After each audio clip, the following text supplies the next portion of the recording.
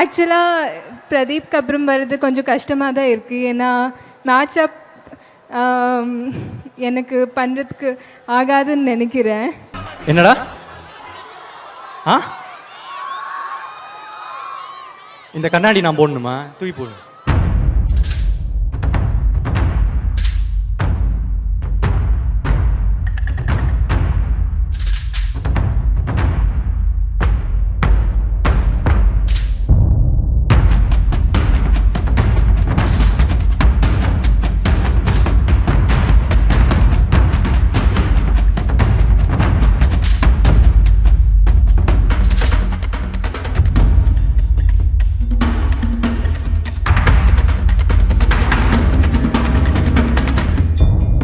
சரி, இப்போ கண்டினியூ பண்ணலாம். இப்போ என்னன்னா, ஸோ சீமான் சார் கிட்ட இந்த மாதிரி நிறைய நல்ல குவாலிட்டிஸ் இருக்கு. நான் போய் சாப்பிட போனேன்னா அவரே சமைச்சு எடுத்துட்டு வருவார். எடுத்துட்டு வந்து தம்பிக்கு இதை வச்சியா, தம்பிக்கு அதை வச்சியா, தம்பி சாப்பிட்டாரா, இதை சாப்பிட்டாரா அப்படின்னு சொல்லிட்டு கேட்பாரு. இவன் இவன் இவன் வந்து விடமாட்டான் போல இருக்குது. டேய் நான் வரேன்டா, உனக்கு என்னப்பா தெரியும் அப்படின்னு கேட்டார். நம்ம எல்லாம் தெரிஞ்ச மாதிரி நடிப்போமே. இருந்தாலும் அவர் கேட்க ஆரம்பித்தார், தமிழ் டைப்பிங் தெரியுமா அப்படின்னு கேட்டார். இல்லை சார் தெரியாது சார். புக்ஸ் படிப்பீங்களா? இல்லை சார் தெரியாது சார், படித்ததில்லை. ஃபாரின் ஃபிலிம்ஸ் பார்ப்பீங்களா? பார்ப்பேன் சார். எதாவது படம் சொல்லுங்கள். ஓல்ட் பாய், அது எல்லாரும் பார்த்துருப்பாங்க, அது பழைய படம். இப்போ வந்த படம் எதாவது சொல்லுங்கள். ஸ்லீப்லெஸ் நைட் சார், அது கமல் சார் இப்போ ரீமேக் பண்ணிட்டு இருக்காரு, அதனால் நீங்கள் பார்த்துருப்பீங்க. வேறு ஏதாவது படம் சொல்லுங்கள். இதுக்கு மேலே இவர்கிட்ட போய் சொல்ல முடியாதுன்னு தெரிஞ்சிருச்சு. உண்மையாக தான் சொல்லி ஆகணும், சரண்டர் ஆகணும். அதனால் இல்லை இல்லை சார் அவ்வளோ பார்க்க மாட்டேன் அப்படின்னு. அப்போது வந்து அவர் சொன்னார், கேமரான்றது எங்கேருந்து வருது? அங்கேருந்து தானே வருது, ஃபாரின்லேருந்து தானே வருது. நீங்கள் என்ன இப்போ போட்டுட்ருக்கீங்க? வேஷ்டியாக கட்டிகிட்டு இருக்கீங்க. விக்கி சார் வேஷ்டி கட்டிகிட்டு இருக்காரு, நான் அன்றைக்கி ஜீன்ஸ் போட்டுட்டு போயிருந்தேன். ஸோ நீங்கள் என்ன போட்டுட்டு இருந்தீங்க? வேஸ்ட் ஆகிட்டு இருக்கீங்க. நீங்கள் வந்து ஜீன்ஸ் தானே போடுறீங்க, அதானே காமனாக யூஸ் பண்ண. அது எங்கேருந்து வருது? அங்கேருந்து தானே வருது. அப்போது அங்கேருந்து கற்றுக்கிறதுல என்ன உங்களுக்கு பிரச்சனை? இங்கே பாருங்கள் அப்படின்னு சொல்லிவிட்டு, இது அவர் பண்ணியிருக்கவே தேவையில்லை. அவர் ஃபோன் எடுத்து நியூ இங்கிலீஷ் மூவ் அப்படின்னு போடுறதுக்குள்ளே ட்ராப் டவுன் இறங்குது. இங்கே பார்த்தீங்களா, நான் டைப் பண்ணுறதுக்குள்ளே கீழே ட்ராப் டவுன் வருது. அந்த லெவலுக்கு ஈஸியாக போயிடுச்சு உலகம். இந்த டைமில் ஓகே சிடி கேசட்டு இந்த மாதிரி கஷ்டமாக இருந்துச்சுன்னா நீங்கள் பார்க்காததில் ஒரு நியாயம் இருக்குது. இவ்வளோ ஈஸியாக இருக்கும் போது நீங்கள் அந்த எஃபர்ட் போடலனா தப்பு இல்லையா? சொல்லுங்கள், தப்பு இல்லையா அப்படின்னு கேட்டார்.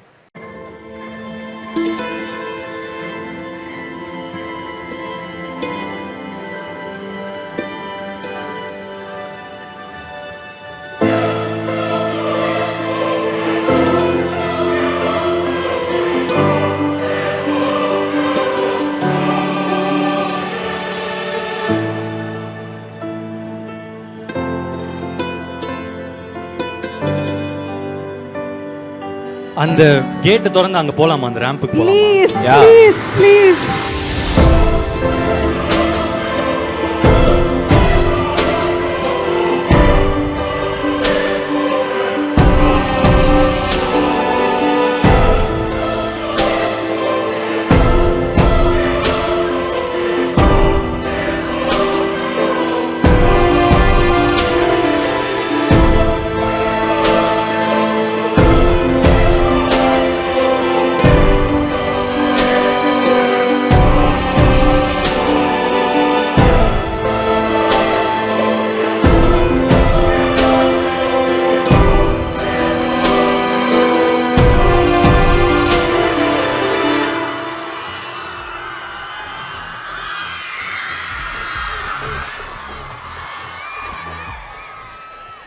இல்ல இவ்வளவு தூரம் வந்துட்டு இவ்வளவு பக்கம் வராம போனா எப்படி?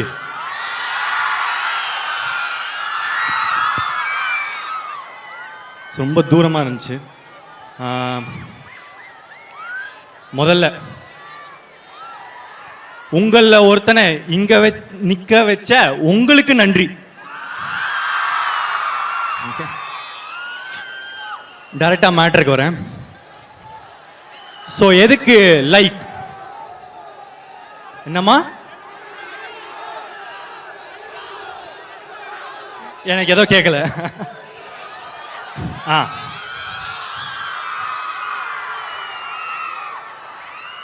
சரி. ஸோ ஏன் லைக்? அதுக்கு ஒரு குட்டி ஃப்ளாஷ்பேக் இருக்கு. நான் வந்து உங்களை மாதிரி காலேஜ் படிச்சுட்டு இருக்கும் போது எனக்கு ஒரு எக்ஸ் கேர்ள் ஃப்ரெண்ட் இருந்தா. அவன் என்னன்னா பெங்களூர்ல இருந்தா. ஸோ நான் ஒரு நாள் பெங்களூருக்கு போய் நானும் அவளும் படம் பார்த்தோம். என்ன படம்? நானும் ரவுடிதானோட ஃபர்ஸ்ட் டே ஃபர்ஸ்ட் ஷோ பார்த்துட்டு நாங்கள் பயங்கரமாக என்ஜாய் பண்ணோம். அன்னிலிருந்து என்னோட காலேஜில் எக்கோ ரொம்ப அதிகமாக இருக்கு. ஒரே செகண்ட். அன்னிலிருந்து என்னோட காலேஜில் வந்து என்னை யாருன்னா வந்து கேட்டாங்கன்னா உங்களுக்கு பிடிச்ச டைரக்டர் யாரு அப்படின்னு கேட்டால் நான் வந்து அதில் விக்னேஷ் சிவன் சார் பேரும் சொல்லுவேன். நான் வந்து ஸ்டேஜ்லேயே போய்க்கிறேன், ஏன்னா என் புறமண்டையிலேருந்து சவுண்டு கேட்டுக்கிட்டு இருக்கு, ரொம்ப டிஸ்டர்பிங்காக இருக்கு.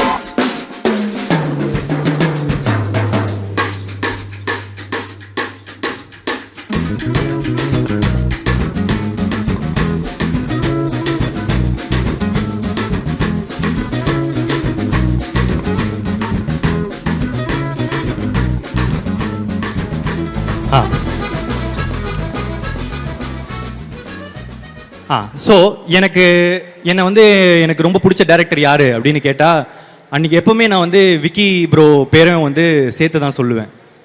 அந்த மாதிரி ஒரு டைரக்டர் தான் எனக்கு. இப்போ எனக்கு லவ் டுடே முடிச்சிட்ட பிறகு எனக்கு ஒரு விக்கி சார்கிட்டேருந்து ஒரு கால் வந்துச்சு. ப்ரோ ஒரு கதை இருக்குது கேட்குறீங்களா அப்படின்னு சொன்னார். என்ன வாழ்க்கடா அப்படின்னு இருந்துச்சு. ஏன்னா நான் நினச்சி பார்த்ததில்லை. நான் போய் கட் அடிச்சுட்டு ஒரு படம் பார்த்த டைரக்டரோட இப்போ நான் ஒர்க் பண்ணுவேன். அதுவும் எனக்கு ரொம்ப பிடிச்ச டைரக்டர். அவர் கதை சொல்கிறாரு. அவர் என்ன சொல்கிறாரு, படம் வந்து 2040 நடக்குது ப்ரோ அப்படின்னு சொன்னார். எனக்கு ஃப்யூச்சரில் ஒரு படம் பண்ணணுன்னு ரொம்ப ஆசை. நான் டேரக்டராக இருக்கும் போதே ஃப்யூச்சரில் ஒரு படம் பண்ணணும் அப்படின்றதே என்னோட ஆசையாக இருந்துட்டு இருந்துச்சு. அதுக்கெல்லாம் கதைலாம் பண்ணிட்டு இருந்தேன். அப்போது இது திருப்பி ஃப்யூச்சர் அப்படின்னு சொன்ன உடனே, ஏன்னா இந்தியாவில் ரொம்ப கம்மி ஃப்யூச்சரில் பேஸ் பண்ணி படம் வர்றது. சொன்ன உடனே எனக்கு வந்து வா சூப்பர், என்ன வாழ்க்கடா அப்படின்னு இன்னொரு தடவை இருந்துச்சு. அப்போ கதை நரேஷனில் சொல்கிறாரு, இங்கே எனக்கு என்ன யாரும் இல்லையே பாட்டு வருது ப்ரோ அப்படின்னாரு. என்ன வாழ்க்கடா அப்படின்னு 3வது தடவை ஆகுது. ஏன்னா அந்த பாட்டு திரும்ப நான் அந்த சொன்னல அதே காதலி, அந்த காதலிக்காக நான் வந்து பாடின பாட்டு ப்ரோ அது. அதாவது நம்ம சிங்கிங் ஸ்கில்ஸை வந்து வெளியே காட்டுவோம்ல, அந்த மாதிரி வந்து காமிச்சு அவளை இம்ப்ரெஸ் பண்ணுற. அவளும் இம்ப்ரெஸ் ஆனால் நான் இப்போ பாடினேன்னா நீங்கள் கண்டிப்பாக இம்ப்ரெஸ் ஆக மாட்டீங்க. ஸோ அந்த பாட்டுக்கு திருப்பி நம்ம ஹீரோவா அப்படின்னு நினைக்கும் போது அங்கேயே நான் இந்த படம் பண்ணணும் அப்படின்னு வந்து முடிவு பண்ணிட்டேன். இருந்தாலும் சரி ஓகே ஃபுல்லாக கேட்குற மாதிரி நடிச்சிருவோம் அப்படின்னு சொல்லிட்டு அவர் சொல்கிற வரைக்கும் சொன்னார். சொல்லி முடிச்சிட்ட பிறகு இந்த படம் பண்ணுறது அப்படின்றது வந்து ரொம்ப ஃபிக்ஸ் ஆகிட்டோம். அதை தாண்டி அனிருத் ப்ரோ மியூசிக் அப்படின்னு வந்து சொன்னார். எனக்கு முன்னாடியே தெரியும் விக்கி ப்ரோனா அனிருத் ப்ரோ தானே அப்படின்னு சொல்லிட்டு அதில் எனக்கு முன்னாடியே ஒரு சந்தோஷம்தான், எப்படி இருந்தாலும் அனிருத் ப்ரோ மியூசிக் இருக்கும் அப்படின்னு சொல்லிட்டு இருந்தேன். இப்போ என்னென்னா அனிருத் அப்படின்ற ஒருத்தரோட இந்தியாவில் இருக்கிற எல்லாருக்குமே ஒர்க் பண்ணணும்னு ஆசை. நானும் இந்தியன் தானே, எனக்கு ஆசை இருக்கும்ல. ஸோ எனக்கு அந்த ஆசை வந்து நிறைவேற்றிச்சு இந்த லைக் படம். Thank you bro, thanks for working with me. And நான் அவரோட டேலண்ட்டை வந்து அதான் நான் சொன்ன மாதிரி இந்தியாவுக்கே வந்து தெரியுங்க. ஆனால் நான் அதை தாண்டி ஒரு விஷயம் பார்த்தேன். அவர் ரொம்ப க்யூட்டு. ஆக்சுவலாக க்யூட்டாக இருக்கிறவங்கெல்லாம் நல்லவங்களாக தெரிவாங்க அப்படின்றது இப்போது ட்ரெண்டாக இருக்கலாம். ஆனால் எனக்கு நல்லவங்களாம் ரொம்ப க்யூட்டாக தெரிவாங்க. அதில் நீங்கள் பயங்கர க்யூட்டு ப்ரோ. எனக்கு ரொம்ப நல்லவராக நீங்கள் தெரியுறீங்க. எனக்கு இந்த ஒரு நல்ல பர்சனோட எனக்கு இன்னும் நிறைய படங்கள் பண்ணணும் அப்படின்றத தாண்டி இல்லை, எனக்கு உங்களோட நிறைய டைம் ஸ்பெண்ட் பண்ணணும்னு ஆசையாக இருக்குது.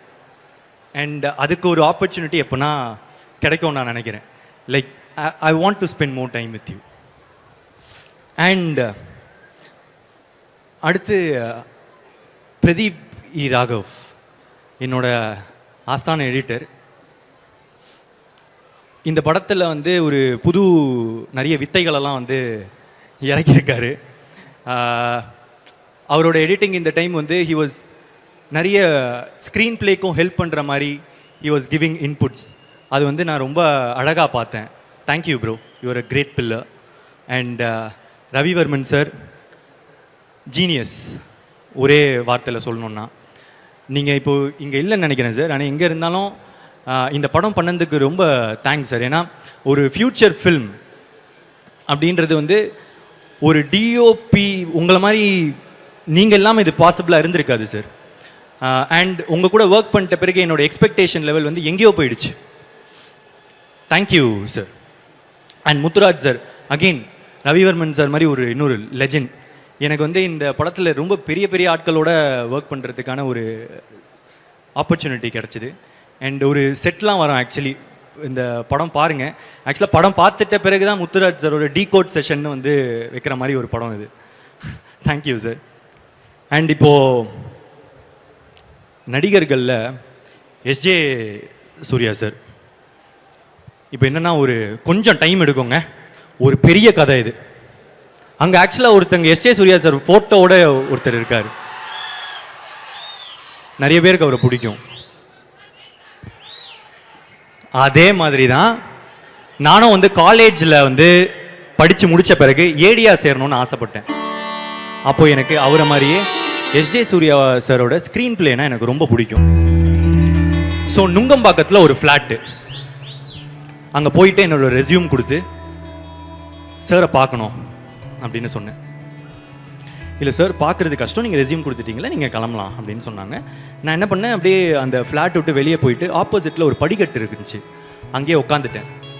ஏன்னா எப்படி இருந்தாலும் சார் இப்படி தானே ஆஃபீஸ் விட்டு வெளியே போனோம், அவரை பார்த்துடலாம்ல. ஏன்னா ரெஸ்யூம் எப்போவுமே போய் சேருமா அப்படின்றது டவுட்டு தான். அதனால் அவரை பார்த்து பேசிடணும் அப்படின்னு சொல்லிட்டு அந்த படிக்கட்டில் உட்காந்துட்டேன். இந்த டைமில் நான் வந்து ஒரே ஒரு ப்ரெசன்டேஷன் போடணுன்னு ஆசைப்பட்றேங்க. ஏன்னா இது ஒரு பெரிய கதைன்றதுனால, நீங்கள்லாம் காலேஜ் ஸ்டூடெண்ட்ஸ் வேறு, ப்ரெசன்டேஷன்லேயே டீல் பண்ணுறேன். ஏன்னா நிறைய கதைகள், கிளை கதைகள், கேரக்டர்ஸ் இருக்குது. அந்த ப்ரெசன்டேஷன் போடுறீங்களா?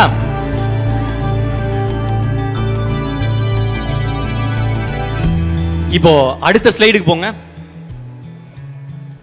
இவரை உங்களுக்கு இப்போ இருக்கிற காலேஜ் பசங்களுக்கு தெரியுது கொஞ்சம் கஷ்டம், ஆனால் நான் ஸ்கூல் படிக்கும் போது இவர் ரொம்ப ஃபேமஸ். ஜோ அப்படின்ற ஒரு கேரக்டர் கனா காணும் காலங்கள் சீரியலில் பண்ணியிருந்தாங்க. எனக்கு இவர் ரொம்ப பிடிக்கும், யுத்தன் பாலாஜி. இவர் வந்து அந்த ஆஃபீஸ்க்கு போகிறாரு. இவர் போன உடனே எச் ஏ சூர்யா சாரும் போய் டைனிங் டேபிளில் உட்காடுறாங்க. அவங்க ரெண்டு பேரும் சாப்பிட்றாங்க. இப்போ அவங்க சாப்பிடும் போது அவங்க டைனிங் டேபிளுக்கு வந்ததுனால அவங்களுக்கு வாசல் தெரியும். இப்போது நான் அதனால் போய் வாசல் பக்கத்தில் நிற்கிறேன். நம்ம முகம் பார்த்து நம்மளை கூப்பிட மாட்டாங்களா அப்படின்னு சொல்லிட்டு அங்கே நிற்கிறேன். அப்போது சாரும் பார்த்தாரு. சாரை பார்த்துட்டு யார் அந்த பையன் அப்படின்னு கேட்டாங்க. சார், அவங்க ஏடியா சேர வந்தாங்களாம், நான் சொன்னேன், போக மாட்டேங்கிறாங்க, நான் திரும்ப போய் சொல்கிறேன். இல்லை வர சொல்லுங்கள் அப்படின்னு சொன்னார். நான் உள்ளே போனேன். உள்ளே போயிட்டு என்னப்பா அப்படின்னு கேட்டேன். இல்லை சார், உங்ககிட்ட ஏடியா சேரணும் சார் அப்படின்னு. அதை ரெஸ்யூம் கொடுத்துட்டிங்களே, கிளம்பலாம் அப்படின்னு சொன்ன உடனே எனக்கு அப்போ ஆக்சுவலாக கார்த்திக் சுப்ராஜ் சார் ஓட ஒரு படம் பண்ணுறாரு, இறைவி அப்படின்னு ஒரு படம் பண்ணிட்டு இருக்காரு. அதில் அவர் இன்டர்வியூஸ்லாம் வந்து கார்த்திக் சுப்ராஜ் சார் பற்றி ரொம்ப நல்லா அபிப்பிராயம் வச்சு பேசுகிறாருன்னு தெரிஞ்சுது. அதே டைமில் தான் கார்த்திக் சுப்ராஜ் சார் என்ன பண்ணுறாரு, அவியல் அப்படின்னு எல்லா ஷார்ட் ஃபிலிம்ஸையும் சேர்த்து ஒரு ஃபீச்சர் ஃபில்மாக வந்து வெளியே விடுறாரு.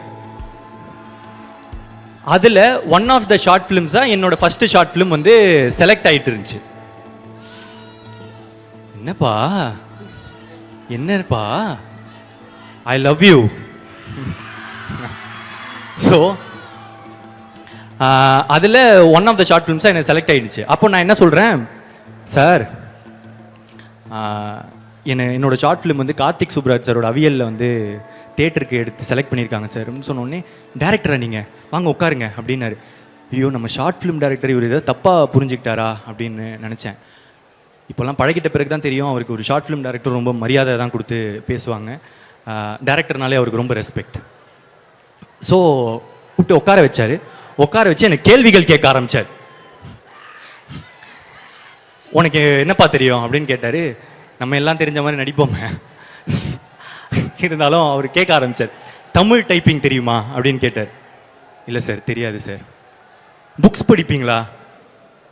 இல்லை சார் தெரியாது சார், படித்ததில்லை. ஃபாரின் ஃபிலிம்ஸ் பார்ப்பீங்களா? பார்ப்பேன் சார். எதாவது படம் சொல்லுங்கள். ஓல்ட் பாய், அது எல்லாரும் பார்த்துருப்பாங்க, அது பழைய படம். இப்போ வந்த படம் ஏதாவது சொல்லுங்கள். ஸ்லீப்லெஸ் நைட் சார், அது கமல் சார் இப்போ ரீமேக் பண்ணிட்டு இருக்காரு, அதனால் நீங்கள் பார்த்துருப்பீங்க. வேறு ஏதாவது படம் சொல்லுங்கள். இதுக்கு மேலே இவர்கிட்ட போய் சொல்ல முடியாதுன்னு தெரிஞ்சிருச்சு. உண்மையாக தான் சொல்லி ஆகணும், சரண்டர் ஆகணும். அதனால் இல்லை இல்லை சார் அவ்வளோ பார்க்க மாட்டேன் அப்படின்னு. அப்போது வந்து அவர் சொன்னார், கேமரான்றது எங்கேருந்து வருது? அங்கேருந்து தானே வருது, ஃபாரின்லேருந்து தானே வருது. நீங்கள் என்ன இப்போ போட்டுட்ருக்கீங்க? வேஷ்டியாக கட்டிகிட்டு இருக்கீங்க. விக்கி சார் வேஷ்டி கட்டிகிட்டு இருக்காரு, நான் அன்றைக்கி ஜீன்ஸ் போட்டுட்டு போயிருந்தேன். ஸோ நீங்கள் என்ன போட்டுட்டு இருந்தீங்க? வேஸ்ட் ஆகிட்டு இருக்கீங்க. நீங்கள் வந்து ஜீன்ஸ் தானே போடுறீங்க, அதானே காமனாக யூஸ் பண்ண. அது எங்கேருந்து வருது? அங்கேருந்து தானே வருது. அப்போது அங்கேருந்து கற்றுக்கிறதுல என்ன உங்களுக்கு பிரச்சனை? இங்கே பாருங்க அப்படின்னு சொல்லிட்டு, இது அவர் பண்ணியிருக்கவே தேவையில்லை. அவர் ஃபோன் எடுத்து நியூ இங்கிலீஷ் மூவ் அப்படின்னு போடுறதுக்குள்ளே ட்ராப் டவுன் இறங்குது. இங்கே பார்த்தீங்களா, நான் டைப் பண்ணுறதுக்குள்ளே கீழே ட்ராப் டவுன் வருது. அந்த லெவலுக்கு ஈஸியாக போயிடுச்சு உலகம்.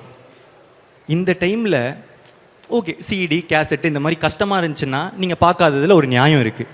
இவ்வளோ ஈஸியாக இருக்கும் போது நீங்கள் அந்த எஃபர்ட் போடலனா தப்பு இல்லையா? சொல்லுங்கள், தப்பு இல்லையா அப்படின்னு கேட்டார். தப்பு தான் சார்.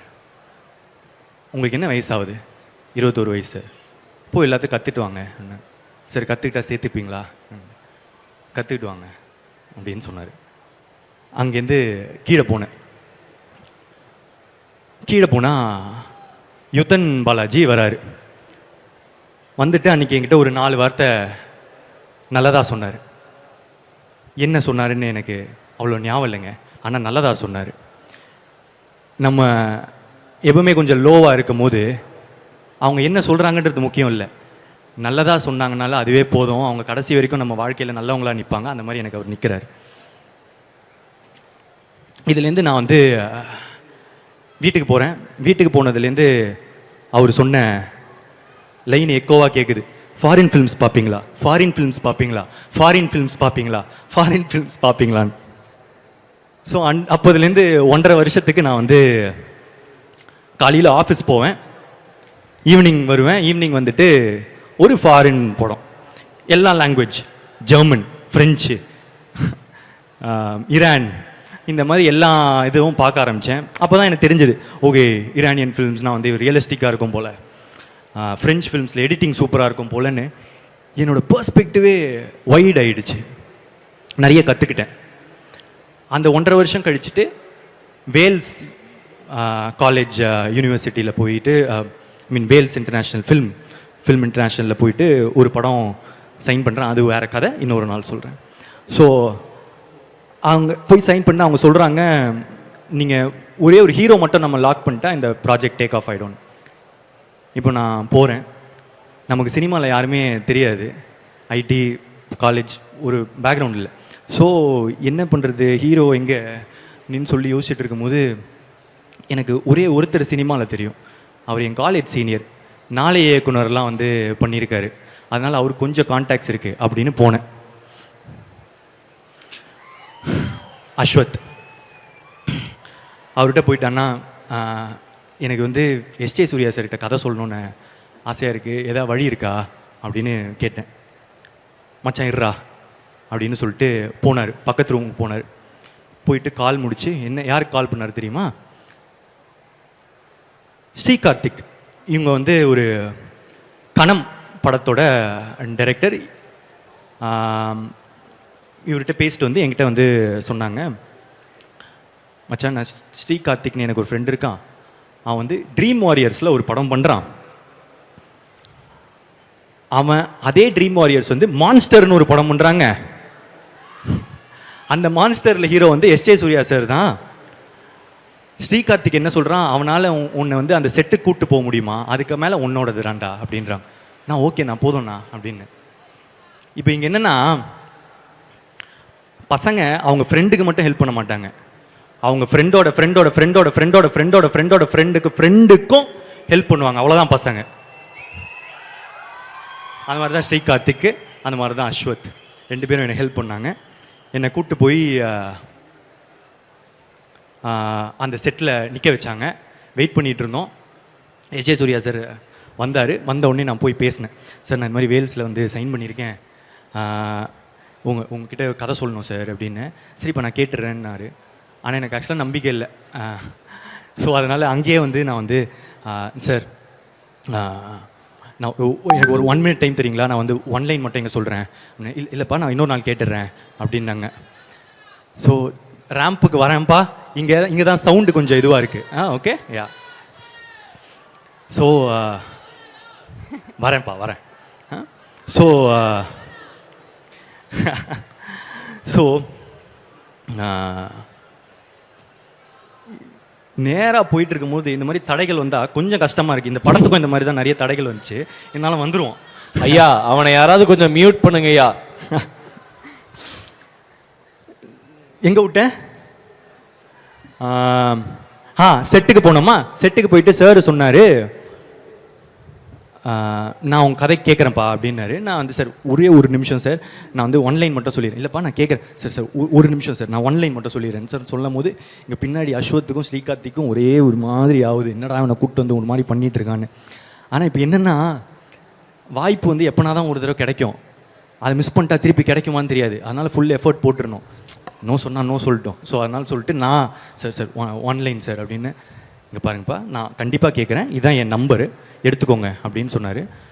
சரி ஓகே நம்பர் தந்துட்டாரு அப்படின்னு சொல்லிட்டு நான் வந்து ஒரு வீக்லி ஒரு ரிமைண்டர் போட ஆரம்பித்தேன். ஒரு நாள் வந்து அவர் சொன்ன மாதிரியே எனக்கு வந்து பிரதீப் சார், பிரதீப்னு சொல்ல மாட்டார், சார் தான், sir are you free today அப்படின்னு சொன்னார்.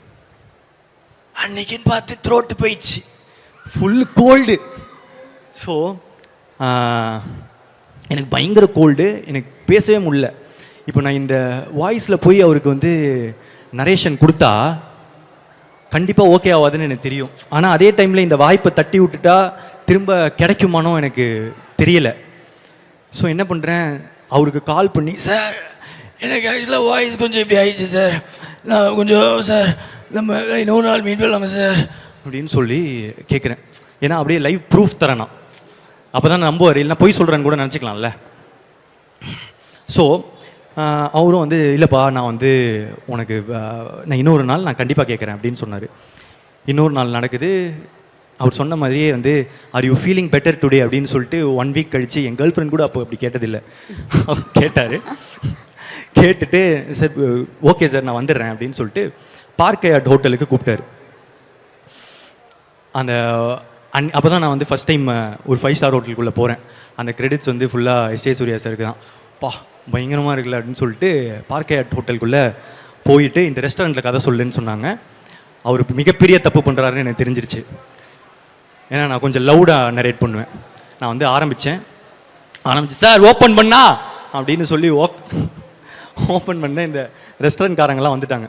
வந்துட்டு சார் கொஞ்சம் கம்மியாக பேசுங்க அப்படின்னா எஸ்ஜே சூர்யா சாரே கொஞ்சம் கூச்சப்பட வச்சுட்டேன். சார் கொஞ்சம் சார் ப்ளீஸ் சார் என்ன சார் ஓகே சார் கம்மியாக பேசுகிறேன் சார் அதுக்கப்புறம் என்ன நடந்துச்சுதான் சார் அப்படின்னா சொல்லிவிட்டு அப்படியே அந்த கதை போயிட்டு அந்த கதை முடித்த உடனே சார் சொன்னார், ஒரு 4 point தேவை இந்த படத்துக்கு, அது கொஞ்சம் கம்மியாக இருக்குது, நல்லா இருக்குது, ஒரு 4 point தேவை அப்படின்னு சொன்னார்.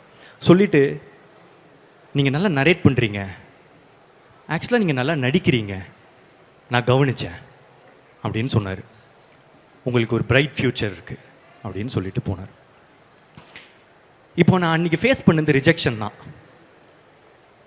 ஆனால் எனக்கு பிடிச்ச ஒருத்தர் என்னை பற்றி என் மேலே நம்பிக்கையாக ஒன்று சொன்னார்ல, நான் நல்லா வந்துடுவேன்னு. அடுத்த 1.5 வருஷத்துக்கு நான் எப்போ லோ ஆனாலும் நான் அதை மட்டும்தான் யோசிப்பேன். எஸ்ஜே சூர்யா சார் எனக்கு பிடிச்ச ஒரே ஒருத்தர் வந்து சொல்லிட்டாரு, நான் நல்லா வந்துடுவேன்னு. இல்லை, நான் கண்டிப்பாக நல்லா வந்துடுவேன், நான் கண்டிப்பாக நல்லா வந்துடுவேன் அப்படின்னு சொல்லிட்டு என்னையே நான் ஃபியூவலாக எடுத்துக்கிட்டு மோட்டிவேட் பண்ணிக்க ஆரம்பித்தேன். அவரும் நானும் இப்போ சேர்ந்து ஒரு படம் பண்ணுறோம் அப்படின்னு நினைக்கும் போது என்ன வாழ்க்கடா அப்படின்னு எனக்கு வந்து திரும்ப ஒரு ஃபீலிங். இந்த டைமில் என்னென்னா, இந்த பறவைங்க இருக்குல்ல, இந்த பறவைங்கள்லாம் பறக்கும் போது விதைகளை வந்து அப்படியே தெரியாமல் தூவி விட்டு போயிடுமா. அதனால் ஒரு பெரிய காடே உருவாகும். ஆனால் அந்த பறவைக்கு தெரியாது அதனால தான் அந்த காடு உருவாச்சுன்னு. அந்த மாதிரி நிறைய மனிதர்கள் அவங்களுக்கே தெரியாமல் அவங்க பண்ணுற சின்ன சின்ன விஷயத்தினால மற்ற மனுஷங்க வாழ்க்கையில் பெரிய பெரிய மாற்றங்களை உண்டாக்குறாங்க. அந்த மாதிரி என் வாழ்க்கையில் மாற்றங்களை உண்டாக்குன மனுஷங்க இவங்கெல்லாம் இந்த எஸ்ஜே சூர்யா சார் கதையில் இவங்களும் ஒரு பார்ட். அதில் எஸ்ஜே சூர்யா சாருக்கு ஒரு மிகப்பெரிய பங்களிப்பு இருக்கு. சார் இந்த டைமில் இருப்பாருன்னு நினச்சேன். ஏன்னா அவருக்கே இந்த கதைலாம் கண்டிப்பாக ஞாபகம் இருக்காது. ஒரு நார்மலான பையனை இவ்வளோ ஸ்வீட்டாக அவர் டீல் பண்ணி அன்றைக்கி அமைச்சிருக்கணும்னு தேவையில்லை. ஆனால் அன்றைக்கி அவர் ஸ்வீட்டாக பண்ணதுனால தான் எனக்கு அது ரொம்ப பாசிட்டிவாக இருந்துச்சு. ஸோ அந்த நடிப்பறக்கனுக்கு அவ்வளோ பேஷனேட்டாக ஒரு நடிப்பு ஆக்டிங் தான் சார், இதுதான் சார்னு இவ்வளோ நான் அவ்வளோ பார்த்ததில்லைங்க. அதுக்காக அவரோட எல்லா ஆசைகளும் அவருக்கு நிறைவேறணும்னு நான் கடவுளை பிரார்த்திக்கிறேன்.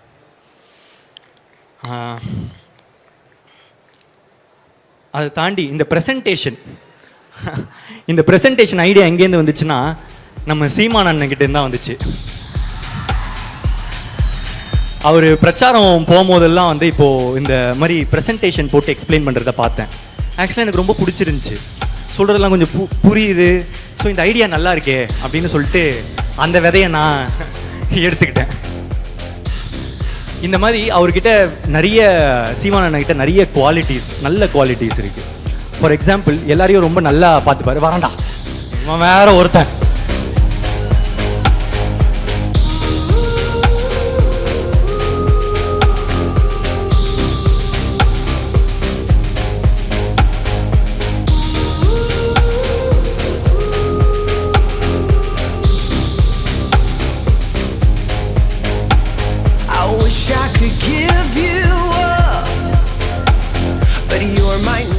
என்னடா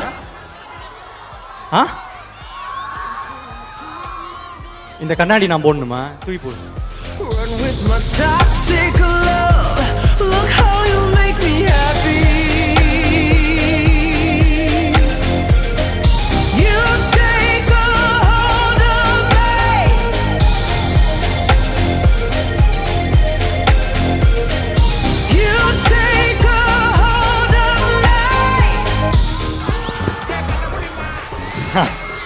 சரி, இப்போ கண்டினியூ பண்ணலாம். இப்போ என்னன்னா, ஸோ சீமான் சார் கிட்ட இந்த மாதிரி நிறைய நல்ல குவாலிட்டிஸ் இருக்கு. நான் போய் சாப்பிட போனேன்னா அவரே சமைச்சு எடுத்துட்டு வருவார். எடுத்துட்டு வந்து, தம்பிக்கு இதை வச்சியா, தம்பிக்கு அதை வச்சியா, தம்பி சாப்பிட்டாரா, இதை சாப்பிட்டாரா அப்படின்னு சொல்லிட்டு கேட்பாரு. இவன் வந்து விடமாட்டான் போல இருக்குது. டேய் நான் வரேன்டா.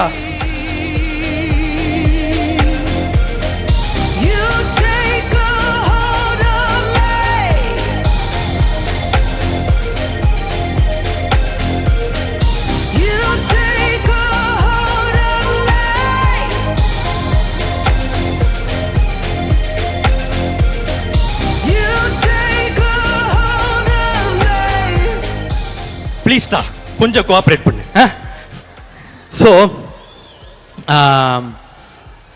ஸோ சீமான் சார் கிட்ட இந்த மாதிரி நல்ல குவாலிட்டிஸ் இருக்கு. மற்றவங்களை நல்லா பார்த்துக்கிறது. அதுக்கப்புறம் அவர் அறிவை வந்து ரொம்ப ஷோ ஆஃப் பண்ண மாட்டார். அதாவது அவருக்கு இருக்கிற அறிவு வந்து ரொம்ப அதிகம். ஆனால் எனக்கு வந்து அவருக்கு தெரிஞ்ச அளவுக்கு அவ்வளோ விஷயங்கள் எனக்கு தெரியாது. அதெல்லாம் கொண்டு வந்து என்கிட்ட பேச மாட்டார்.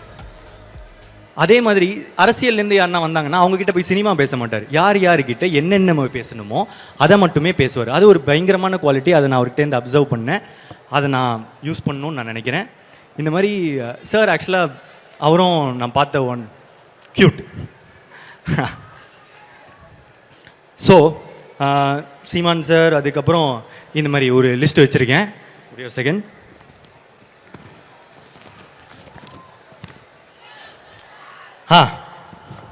கிருத்தி ஷெட்டி. கிருத்தி ஷெட்டி வந்து ஒரு லாங்குவேஜ் பேசுறது ரொம்ப கஷ்டங்க. மற்ற மொழி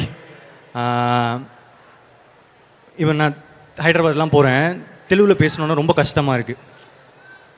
அந்த மாதிரி மொழி வந்து இன்னொருத்தங்க இன்னொரு ஸ்டேட்டுக்கு வராங்களோ இல்லை பக்கத்து ஸ்டேட்டு போகிறாங்க, இனி இது அந்த மொழி கற்றுக்கிறதுன்றது அது ஒரு கொஞ்சம் கஷ்டமான ஒரு விஷயம் தான். நமக்கே தெரியும்ல, நம்ம தமிழ்நாட்டில் இருக்கும், நம்ம பார்த்துருக்கோம் நிறைய. ஸோ அந்த மாதிரி ஒரு இடத்துல கிருத்தி ஷெட்டி வந்து ஒரு 2 வருஷம் தான் நினைக்கிறேன், அதுக்குள்ளே ஃப்ளூயண்ட்டாக தமிழ் பேசுகிறாங்க. அதை தாண்டி அந்த படத்துக்கு இப்போது LIKக்கு அவங்களே டப் பண்ணியிருக்காங்க. அது பயங்கர இம்ப்ரெசிவ். ரொம்ப ஹார்ட் ஒர்க் பண்ணால் தானே அது பண்ண முடியும். Very very much impressed Krithi Shetty. And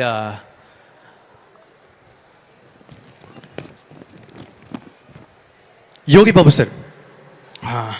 Yogi Babu சாரோட என்னோட 3வது கொலாபரேஷன் இது. ஓப்பன் ஃப்ரெண்ட் அப்படின்னு ஒரு கேரக்டர் பண்ணியிருக்காரு. அது ஒரு இன்ட்ரெஸ்டிங்கான கேரக்டராக இருக்கும். அவர் சொன்ன வந்த இடம்லாம் எனக்கு பிளாஸ்ட்டு. நீங்களும் என்ஜாய் பண்ணுவீங்கன்னு நினைக்கிறேன். ஐ லவ் யூ சார். நிறைய பண்ணோம் சார். அண்ட் கௌரி கிஷன், உங்களோட அந்த ஒரு ப்ரெஸ் ரிலீஸ், ப்ரெஸ் மீட், அந்த இது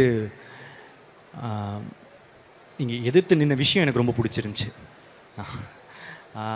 ஸோ அதுக்கு வாழ்த்துக்கள். அண்ட்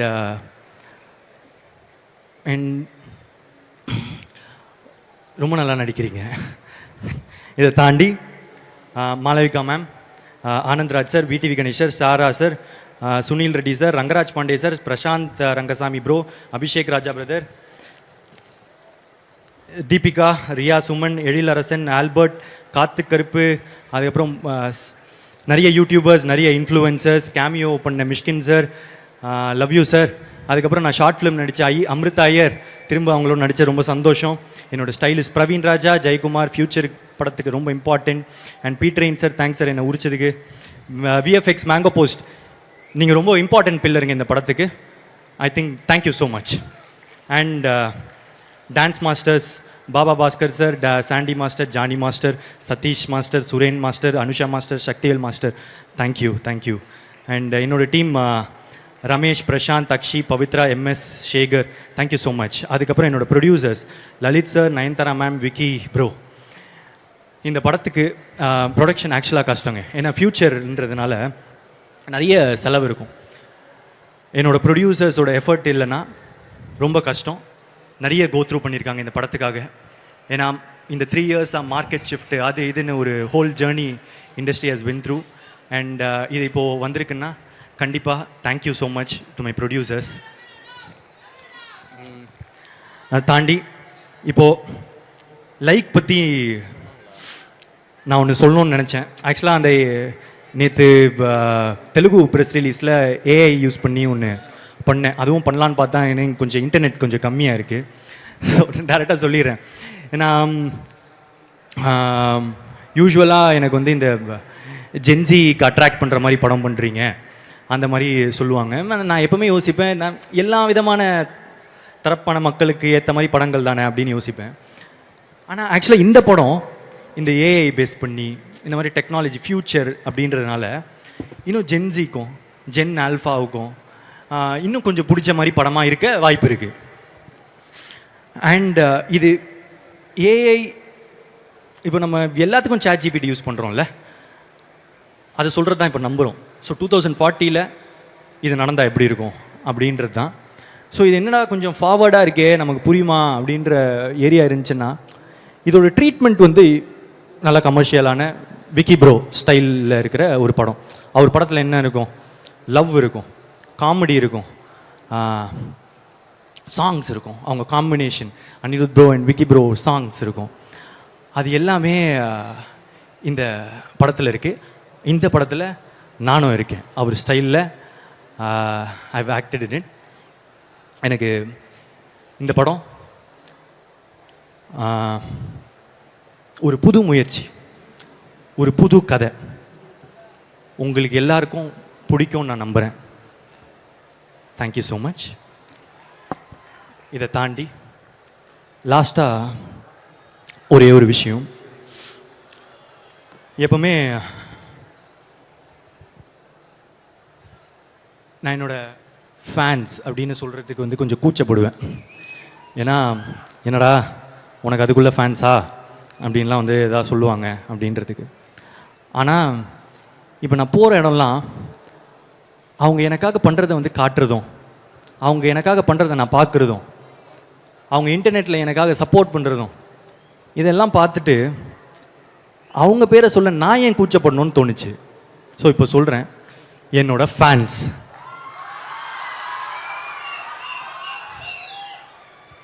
உங்கள் எல்லாருக்கும் ரொம்ப நன்றி. நீங்கள் இல்லாமல் நான் இல்லை. I love you so much. டேய் தம்பி, முக்கியமாக உனக்குடா, ஐ லவ் யூடா.